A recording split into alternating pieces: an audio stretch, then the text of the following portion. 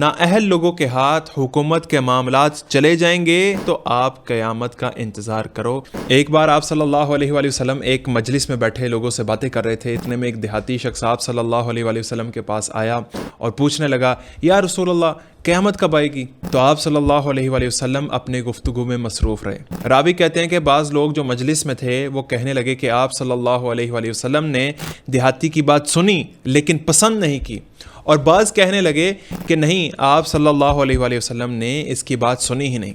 خیر، جو اگلا قصہ ہے وہ یہ ہے کہ جب آپ صلی اللہ علیہ وآلہ وسلم اپنی باتوں سے فری ہوئے، اپنی گفتگو سے فری ہوئے، تو پوچھنے لگے کہ وہ جو قیامت کے بارے میں سوال کر رہا تھا شخص کہاں ہے؟ تو اس شخص نے جواب دیا، حضور میں اسی مجلس میں ہوں، میں موجود ہوں۔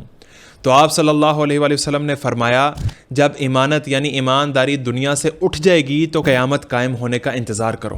تو اس دیہاتی شخص نے پوچھا، یا رسول اللہ ایمانداری سے کیا مراد ہے؟ تو آپ صلی اللہ علیہ وآلہ وسلم نے انہیں جواب دیا کہ ایمانداری سے مراد یہ کہ جب نالائق لوگوں کے ہاتھ، نااہل لوگوں کے ہاتھ حکومت کے معاملات چلے جائیں گے، ان کو سونپ دیے جائیں گے سارے معاملات، تو آپ قیامت کا انتظار کرو، قیامت پھر قریب ہوگی۔